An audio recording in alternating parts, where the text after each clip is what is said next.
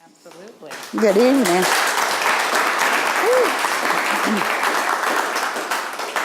Good evening. As she said, as Karen said, my name is Jolyn Walker, and I was a member of Cohort 9 of the Community Leadership Program. Tonight, I'm going to be talking about something that's inevitable. There is an old saying that says, there are two things in life that we can depend on. Do you know what that might be? Death and taxes. You're right. So I can assure you that I'm not going to be talking about taxes tonight.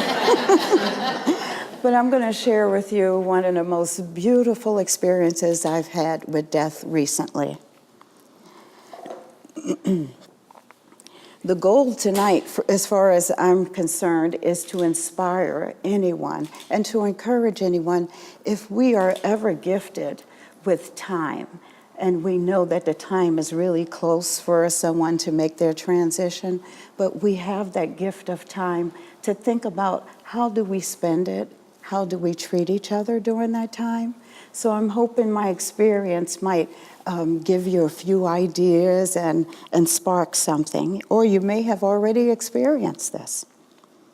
So tonight, I'm going to introduce you to a loved one, and his name was Judge Herbert Walker. He's my husband. Judge Herbert Walker was a retired fireman for the town of Milford, Connecticut. He was originally from Georgia, and he had been a resident of Connecticut since the late 50s. He was a man who cherished civic right and deeply believed in civil rights and human rights. But most important, Judge was a man who was full of faith, and he served, among other things, more than 55 years as a deacon at our church, at First Baptist Church in Milford.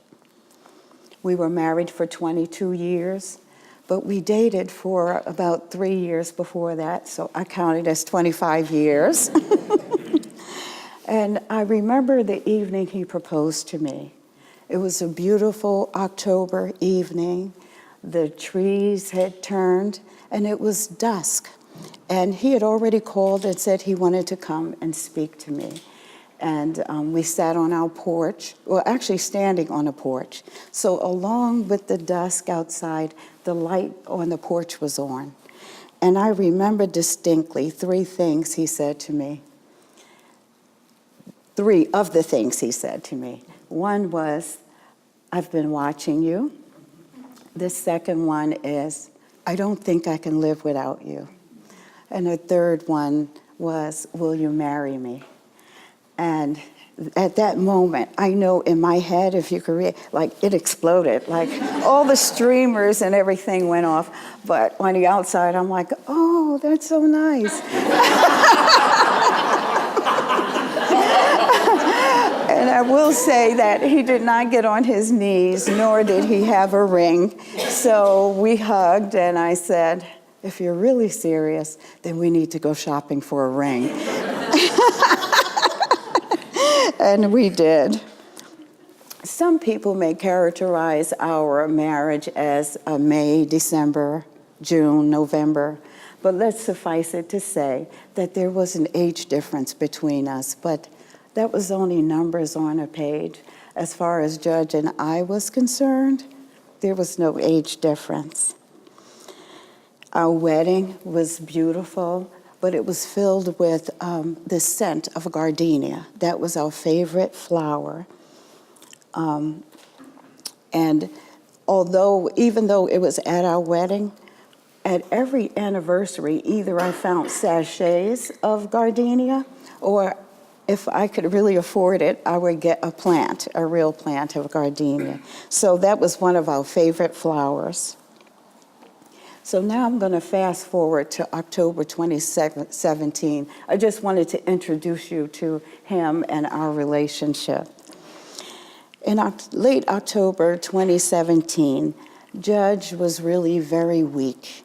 He was so weak that we couldn't get him to the bedroom.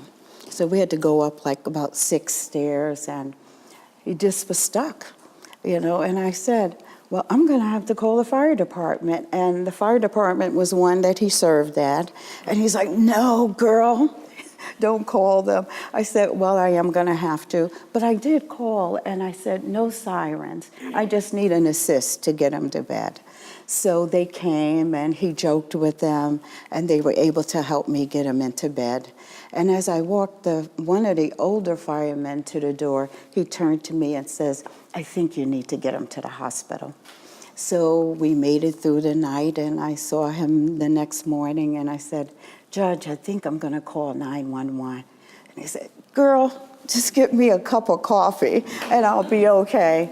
And but I didn't listen to him, and I called 911, and I'm glad that I did. They got him to the hospital in good time, and I'm glad I did that, because he was like a wilted plant, you know, like just a little weak. But